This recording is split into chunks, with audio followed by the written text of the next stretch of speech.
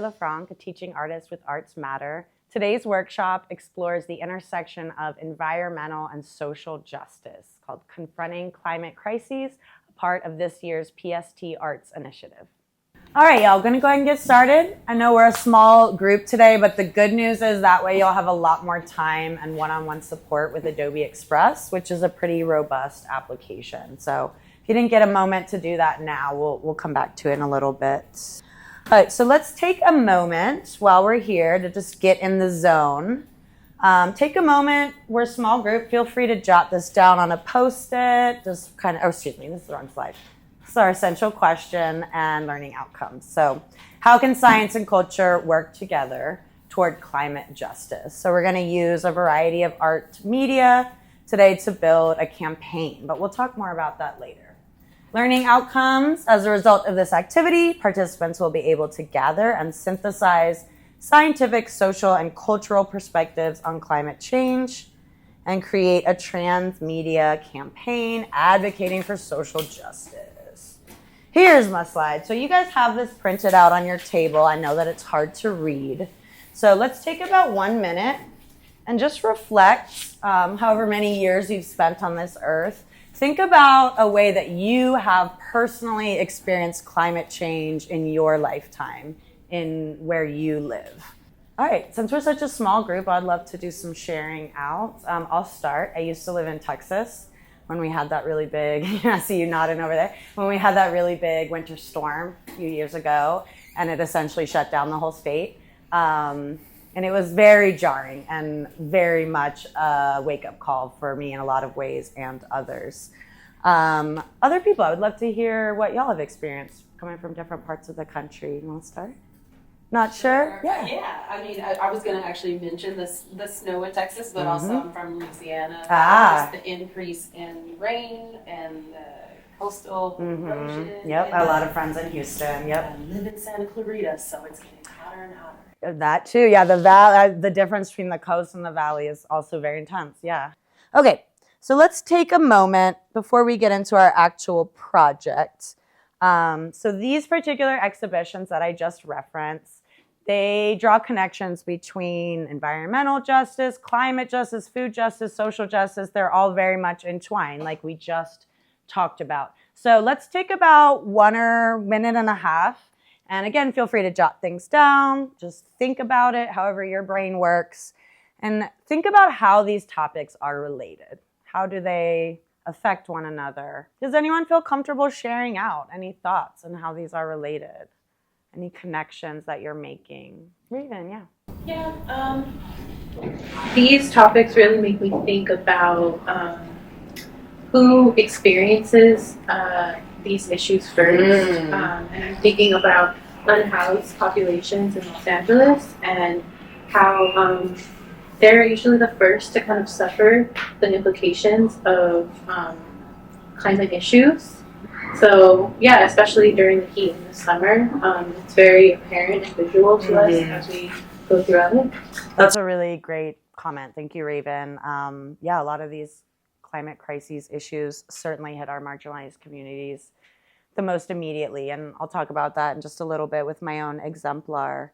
Can I get one more person to share? Thank you again, Raven. I mean, they all affect each other. Absolutely, absolutely. Food justice is affected by climate and environment. If those things are not conducive to agriculture, then the populations. Yeah, y'all are reading my mind coming up to my example. Thank you for sharing. Yes, you're absolutely right. These are 100% connected at all times, and the health or not health of one affects all the others. Okay, so in just a moment, I'm going to have y'all select one of these two topics for today. The teacher guide allows you to explore really any environmental topic you may be interested in. I went ahead and selected 2 topics for today to give you some choice, but I don't want to overwhelm you with too many topics. So it's totally your choice. One is not better than the other. But these are 2 environmental and climate justice issues that are very particularly affecting Southern California. You guys know the air around here is not great. Air quality issues around COVID were magnified. So if that's interesting to you, we've got this UCLA Health article The other one is about extreme heat, which we just talked about, particularly how it affects farm workers that are here in Southern California.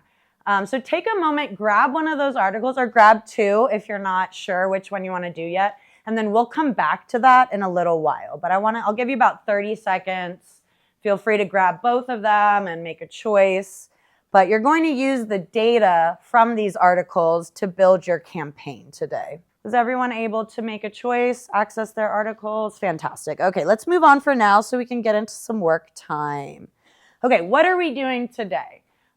Here is our project brief. So based on the topic you just selected, whether air quality or extreme heat, you're going to develop an evidence-based transmedia campaign.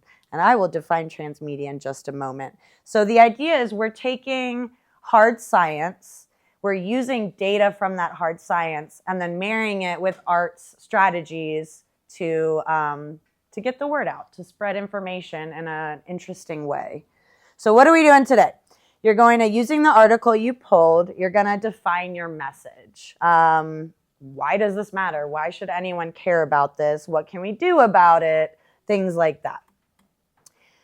You're going to create in Adobe Express, which we'll get to shortly, a square graphic. You can create all kinds of sizes and specs in Adobe Express, but for today, we're going to mimic an Instagram post. So we're going to stick with the square. And then your post will have at least one image, some text, and at least one data point. And I'll show you my example shortly.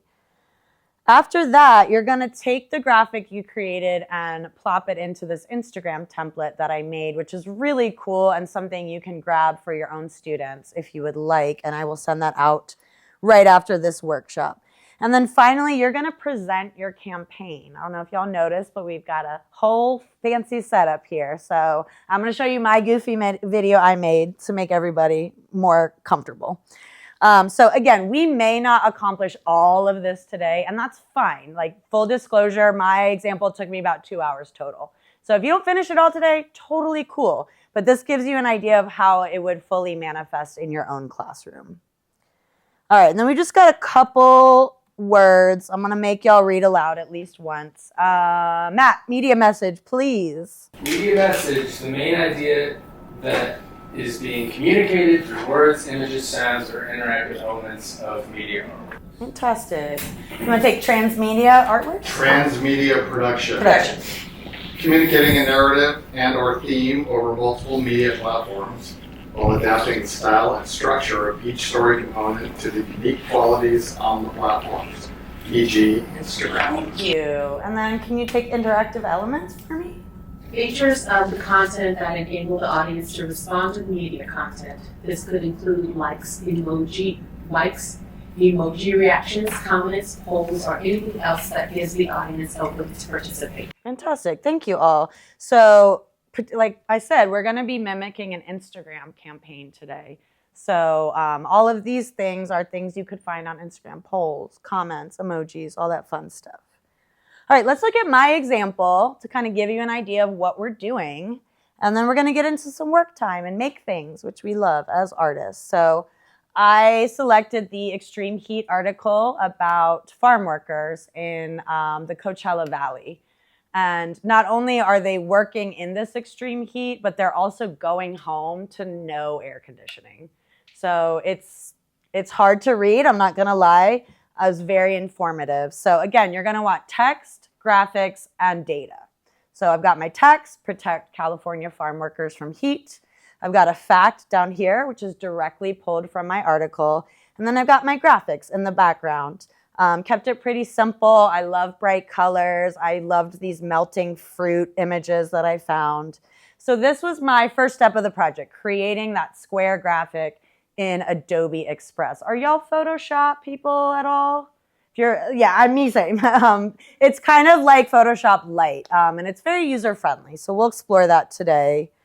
Our second part of the project is to now take this graphic and plug it into an Instagram template. So this is my example. So you will notice if you take a moment to look at the Instagram template. So of course I put in my graphic, but then I also got to get creative with other things. So I've got this is my it doesn't actually exist, but this is my Instagram account, Obreros United, Workers United. I added a little Los Lobos song, little East LA shout out. And then down here is where I have my call to action. So from the data that I read, which was essentially that there is legislation and there are laws to protect our farm workers, but they're not enforcing them. They're not getting them. And these farm workers are, of course, disenfranchised, and they're, it's not always easy to speak up and advocate for yourself.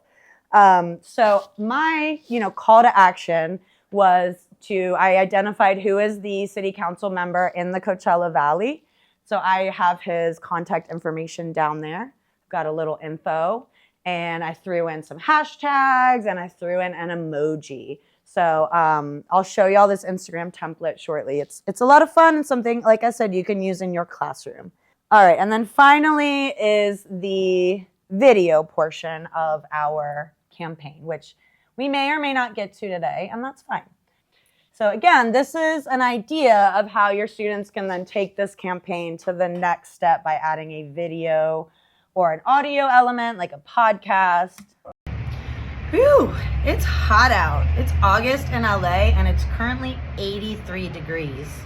Can you imagine if it was 30 degrees hotter and you were working outside and you didn't have enough water and you didn't get breaks and you didn't get shade?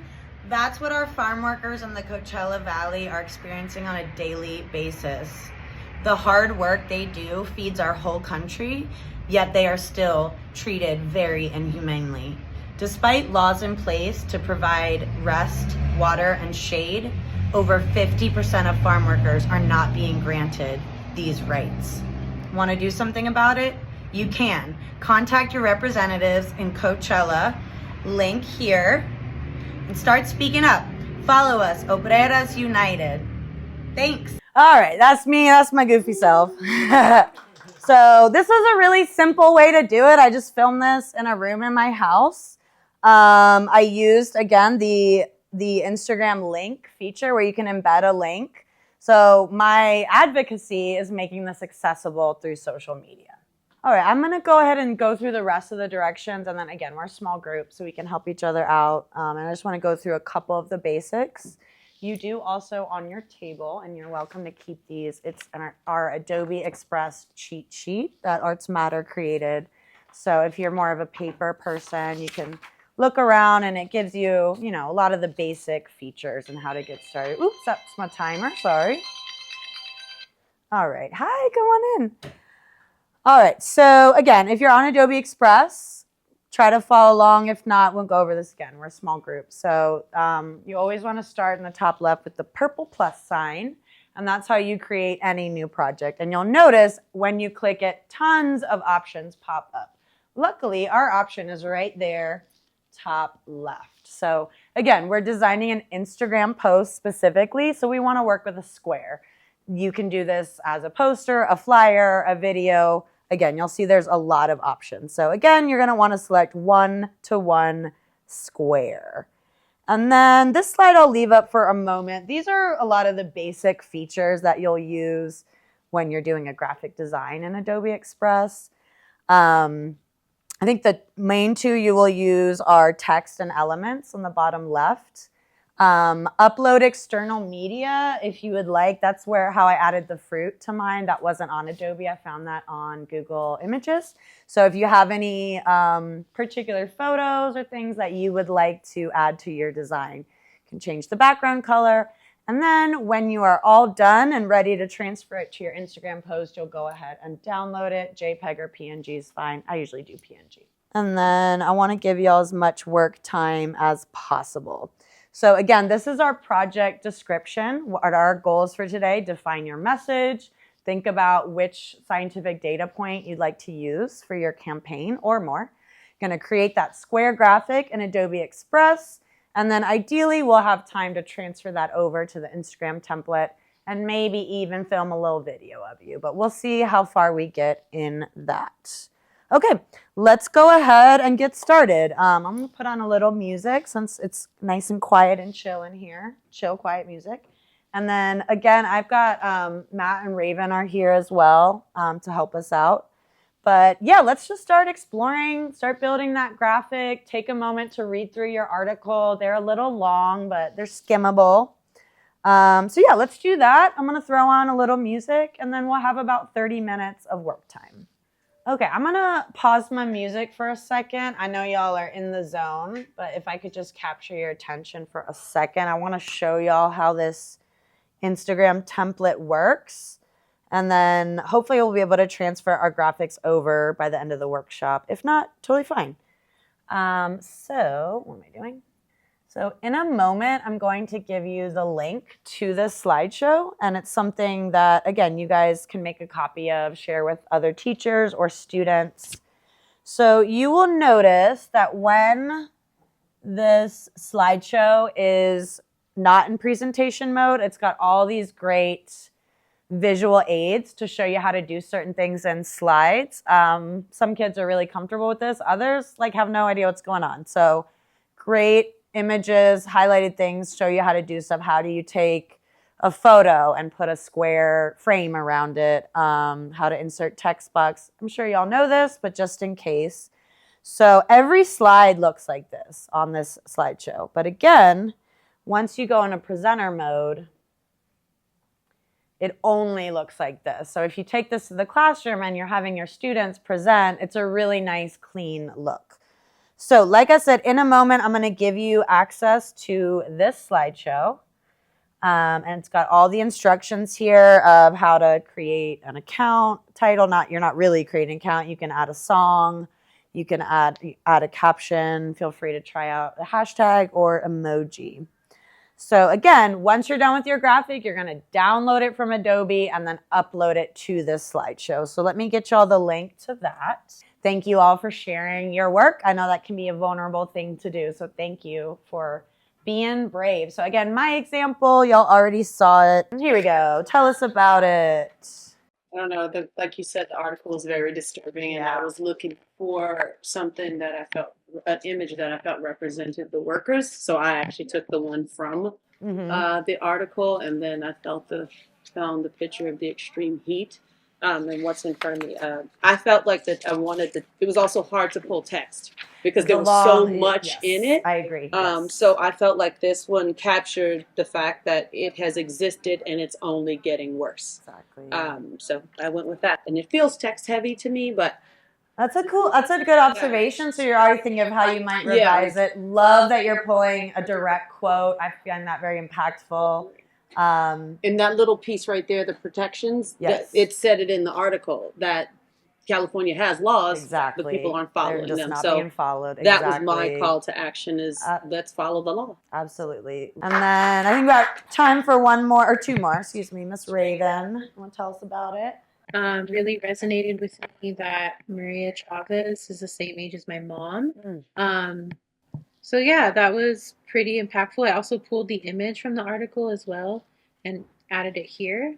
Yeah, and my message is that Maria Chavez, 63, picked your food, and then she deserves your care. I love that. Thank you all for participating.